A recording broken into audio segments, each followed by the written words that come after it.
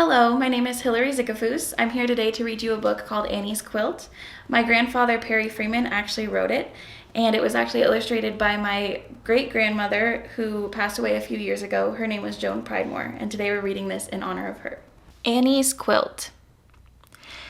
Annie was so excited. She couldn't get dressed fast enough for her first day of school. She looked forward to meeting all the new kids and her teacher, Miss Jones.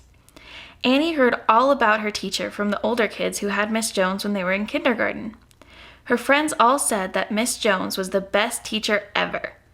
She was an artist, and she liked to have her class work on big arts and crafts projects. This sounded great to Annie. She couldn't wait. As Annie packed for school, she wondered just what her teacher would have her class working on. She sure hoped it had to do with drawing or painting. Annie loved anything that had to do with arts or crafts. She needed to hurry. She didn't want to be late for her first day of school. Out the door she went to meet her new friends and her new teacher. Miss Jones had all the kids introduce themselves. Annie knew of some of them already.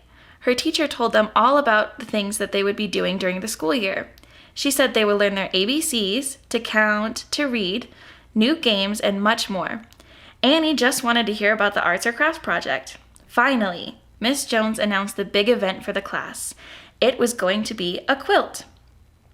Each student would prepare a section for the quilt, and then all the pieces would be sewn together in one big quilt. At the end of the school year, the quilt would be auctioned off to the highest bidder. All the kids started working on their sections of the quilt. Annie helped the others with their ideas and even helped some kids with their drawing and painting. Annie liked working on the quilt, and the time she spent working on it was her favorite part of school.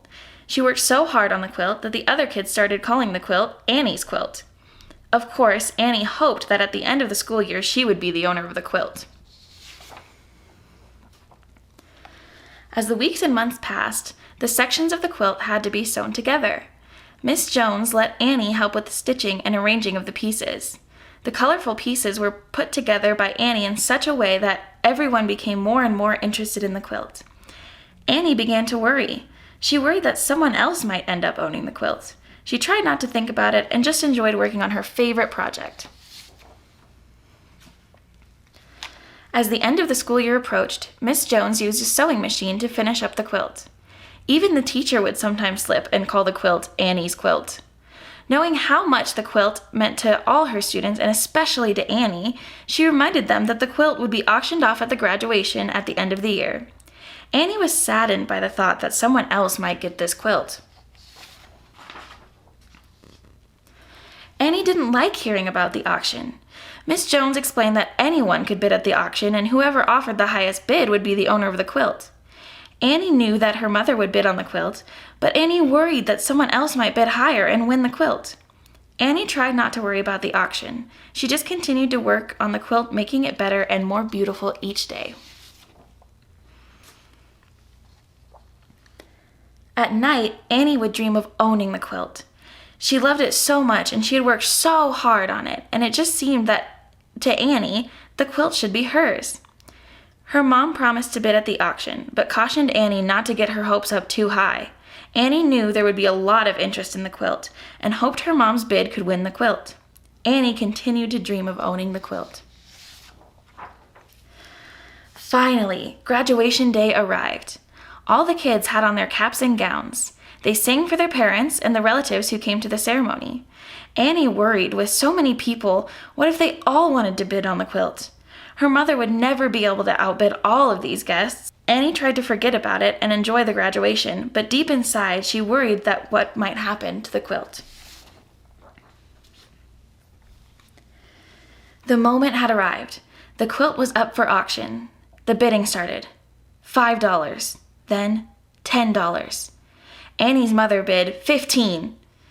Annie smiled to her mom to thank her, and then someone bid $25.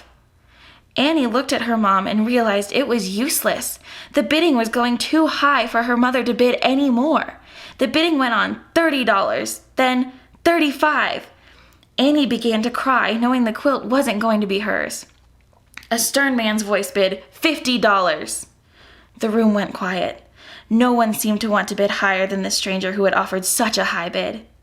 Annie looked to her mother, then to Miss Jones, and cried. Not only would Annie not win the quilt, it was going to a total stranger.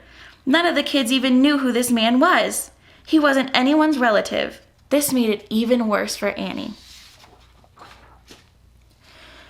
Annie cried for the rest of the graduation.